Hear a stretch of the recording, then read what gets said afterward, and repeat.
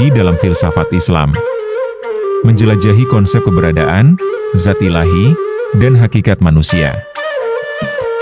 Apa itu ontologi dalam filsafat Islam?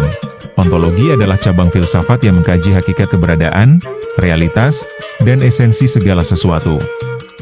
Dalam konteks filsafat Islam, ontologi tidak hanya membahas keberadaan fisik, tetapi juga menyelami keberadaan ilahi, alam semesta, dan manusia. Ini adalah fondasi untuk memahami bagaimana realitas dipahami dalam pandangan dunia Islam, menuntun kita pada pertanyaan mendalam tentang asal-usul, tujuan, dan takdir. Konsep keberadaan, wujud dan mahiyah. Filsafat Islam membedakan antara wujud atau keberadaan, dan mahiyah atau esensi atau hakikat. Wujud adalah aktus keberadaan itu sendiri, sementara mahiyah adalah apa yang menjadikan sesuatu itu menjadi dirinya. Wujud atau keberadaan. Wujud adalah aktus murni dari adanya sesuatu. Ini adalah fakta bahwa sesuatu itu ada, terlepas dari sifat-sifatnya. Keberadaan adalah yang paling fundamental. Mahiyah atau esensi. Mahiyah menjawab pertanyaan, apa itu? Ini adalah seperangkat sifat yang mendefinisikan suatu entitas, seperti kemanusiaan bagi manusia atau kekudusan bagi Allah. Hierarki keberadaan, wajib, mungkin, mustahil. Dalam ontologi Islam, keberadaan digolongkan dalam 3 kategori utama berdasarkan kebutuhannya akan penyebab. 1. Wajib al-wujud. Yang wajib ada, keberadaannya tidak tergantung pada yang lain. Ini hanya merujuk pada Allah Subhanahu wa Ta'ala, sebagai satu-satunya realitas absolut dan maha mandiri. 2. Mungkin al-wujud. Yang mungkin ada, keberadaannya tergantung pada sebab lain.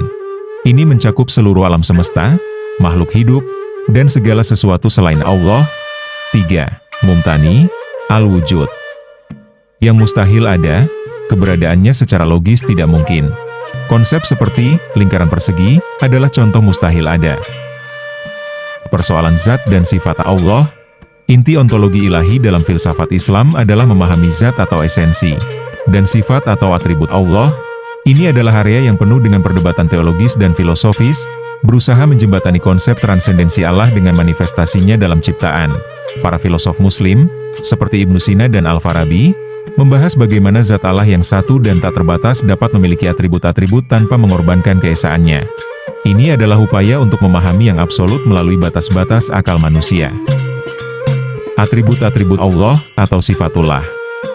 Allah memiliki sifat-sifat yang sempurna, baik sifat jalal atau kemuliaan maupun sifat jamal atau keindahan. Ini adalah atribut-atribut yang menggambarkan kesempurnaannya dan bagaimana dia berinteraksi dengan ciptaan, ilmu atau pengetahuan. Allah Maha mengetahui segala sesuatu, yang nyata dan yang tersembunyi, tanpa batas, iradah atau kehendak. Allah Maha berkehendak, tidak ada yang terjadi kecuali atas kehendaknya. Kudrah atau kuasa.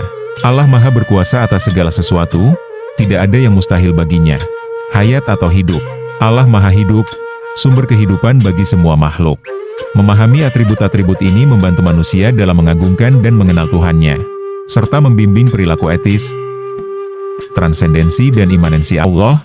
Salah satu ketegangan filosofis dalam ontologi Islam adalah memahami bagaimana Allah bisa sekaligus transenden atau berada di luar ciptaan, dan imanen atau hadir di dalam ciptaan. Transendensi atau tanzih. Allah adalah mutlak, tak terbatas, dan tak terbandingkan dengan ciptaan. Dia melampaui segala atribut dan kategori manusia. Imanensi atau tashbih. Meskipun transenden, Allah juga dekat dengan ciptaannya. Keberadaannya terasa melalui tanda-tanda atau ayat di alam semesta. Keseimbangan antara keduanya penting agar tidak jatuh pada antroposentrisme atau deisme, memastikan pemahaman yang komprehensif tentang Allah. Ontologi manusia dalam filsafat Islam. Ontologi manusia mengkaji hakikat, asal-usul, dan tujuan keberadaan manusia. Dalam filsafat Islam, manusia adalah makhluk yang unik, sebagai khalifah di bumi. Manusia diciptakan dengan potensi luar biasa, mencakup dimensi fisik dan spiritual. Keberadaan manusia tidaklah kebetulan, melainkan memiliki tujuan ilahi untuk beribadah dan memakmurkan bumi. Filsafat Islam membahas tentang akal, jiwa, dan hati sebagai komponen kunci yang membentuk hakikat manusia. Jiwa, akal, dan hati. Dimensi manusia, konsep jiwa atau nafs atau ruh, akal atau akal, dan hati atau kalb adalah sentral dalam memahami ontologi manusia. Jiwa atau nafs dan ruh, prinsip kehidupan dan kesadaran, yang merupakan hakikat non-fisik manusia. Ini abadi dan kembali kepada pencipta. Akal atau akal, fakultas rasional untuk memahami, menganalisis, dan membedakan kebenaran dari kebatilan. Jembatan antara manusia dan ilahi. Hati atau kalb, pusat spiritual dan emosional, tempat intuisi, cinta, dan iman. Ini adalah organ penglihatan batin. Tubuh atau jism, wadah fisik sementara yang menjadi tempat bagi jiwa, akal, dan hati. Keseimbangan antara dimensi-dimensi ini penting untuk mencapai kesempurnaan manusia. Kebebasan kehendak dan tanggung jawab. Salah satu pilar ontologi manusia adalah konsep kebebasan kehendak atau ikhtiar, dan tanggung jawab atau taklif. Manusia diberikan kebebasan untuk memilih jalannya sendiri, yang menjadikan mereka bertanggung jawab atas perbuatan mereka di hadapan Allah.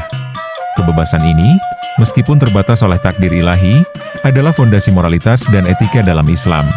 Ini menegaskan peran aktif manusia dalam membangun kehidupannya dan alam semesta.